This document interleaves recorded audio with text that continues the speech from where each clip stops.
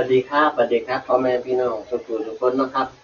มาพอกันอีกแล้วเด้อมาพอกันอีกแล้วครับเมื่อนี้ก็เป็นวันจันทร์นะครับวันจันทร์นะครับดาวพัฒนาช่อง VIP กับจิมานำเสนอให้พ่อแม่พี่น้องได้รุ่นร่วมเพื่อเข้าบันเทิงทุกๆวันจันทร์พุธศุกร์นะครับเด้อจันทร์พุธศุกร์สำหรับคนที่เข้ามาใหม่ก็ขอเรียนให้ทราบกันแล้วกันว่าช่อง VIP สิมาพอกับพ่อแม่พี่น้อง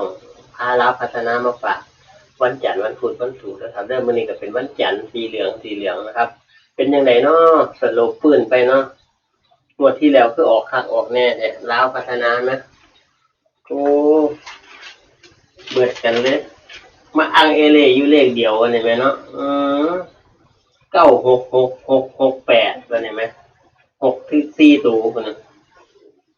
ให้2 กับ 3มันมีจักตัวเลยให้2 กับ 3หายแวบเลยครับก็ขออภัยทุกคนนะครับเด้อวันนี้ก็มาเอาคืนกันแล้วกันสำหรับคนที่มีทุนนะคนที่บ่มีทุนก็เมื่อยใจเมื่อยอย่างก็พักผ่อนก่อนนะครับเนาะ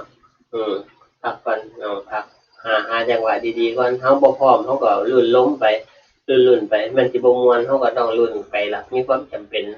ต้องลุ่นนะครับเพราะว่าทุนเบิดแล้วประมาณนี้นะครับขอพระคุณสมาชิกทุกท่านหลายๆนะครับที่เข้ามาชมนะครับเนาะเขาก็มาเบิ่งเลขกันเลยบัดนี้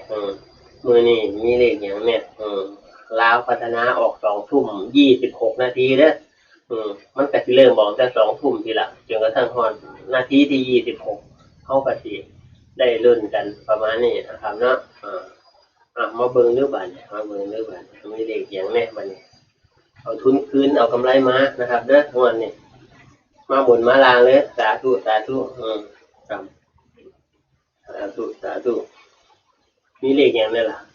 มี9 กับ 0 4 5 6 7 8 90นะครับเด้อชุดวินกับ4 5 6 7 8นะครับ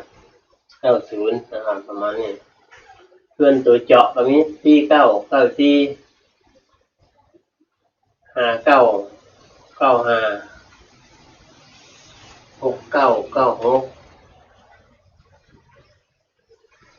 7 9 9 7 8 9 9 8 0 4 4 0 0 5 5 0 0 6 6 0 0 7 7 0 0 8บ่มี08ใครมัก08เก่าเด้อ0990นะครับใครมักเลขใดก็จัดไปเลยตามนี้นะครับเนาะลาวพัฒนาขอให้ทุกท่านเฮงเอาคืนรอบนี้นะครับบ่ต้องว่าแก้แค้นเด้อบ่ต้องว่าแก้แค้นเอาคืนก็แล้วกันเนาะขอคืนเอาทบน้ำบนล่างครับขอบคุณหลายๆขอให้ทุกท่านโชคดีครับสวัสดีครับ